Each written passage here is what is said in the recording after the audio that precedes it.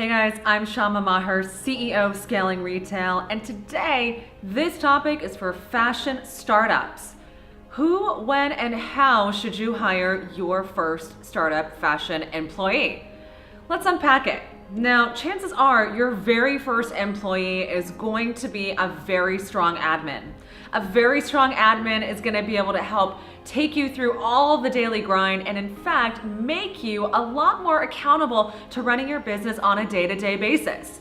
You're not going to be hiring your first online fashion marketer. You're not going to be hiring your first, production person. You're going to be hiring a really good, strong admin to help you with day-to-day operations. So let's now unpack when you should hire this person, what to look for with this person, and how to do so efficiently. When to hire your first employee? Well, guys, chances are this person's going to be hired within the first 18 months.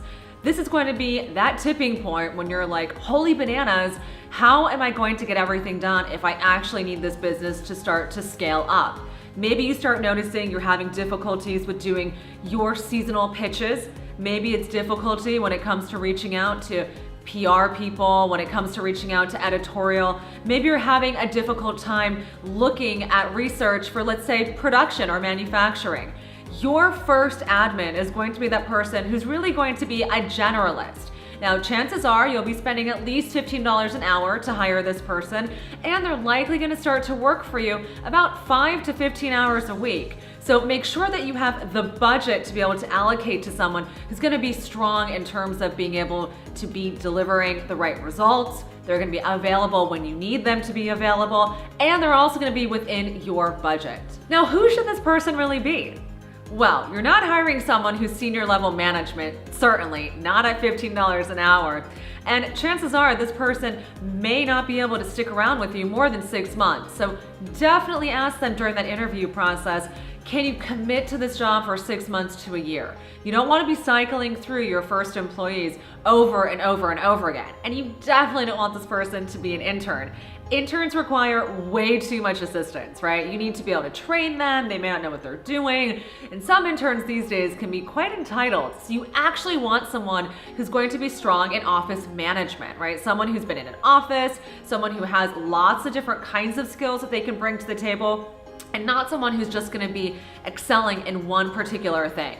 Your first hire is likely going to be on contract, and you want to make sure this person has a nice wide variety of skill sets that they can bring to the table. I would say look for someone who can do graphic design. Look for someone who has a great phone voice in case you need them to get on the phone and talk to someone. Make sure this person is absolutely strong on their email presence and how they write and communicate. After all, if you're going to be handing over key communications to someone, you've got to make sure that they have the capacity to speak on brand the way that you would. Now, certainly they're not going to be a direct replication of you, but you're going to build them and grow them to become a really great part of your team, and you want them to espouse your brand voice and your brand vision. Now, how to do so? Well, obviously, we know there are lots of different platforms to find talent. You obviously have platforms like CRAIGSLIST, you can look at Upwork, you can also take a look at sites like Business of Fashion, Women's Wear Daily. Honestly, guys, for your first admin, CRAIGSLIST is amazing. You have access to people who are ready to hire, right? The people who are ready to get jobs right away.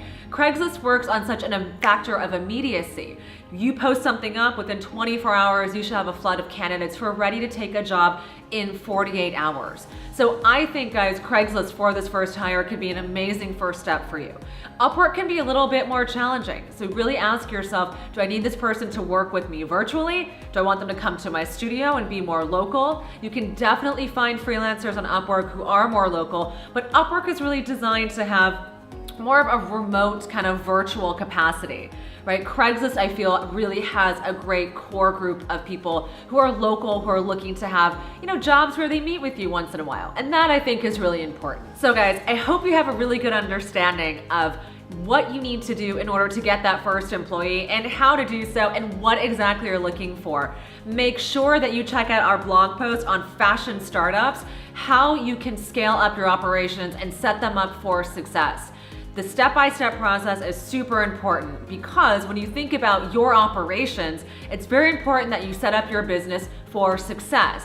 Then make sure that you download for free our top 10 questions to ask potential hires. Trust me, These are top 10 questions that I use over and over and over again. And some of them are kind of funny, like, what does your email inbox look like? You know, even though you're a hot mess sometimes, it doesn't mean the people you hire should also be.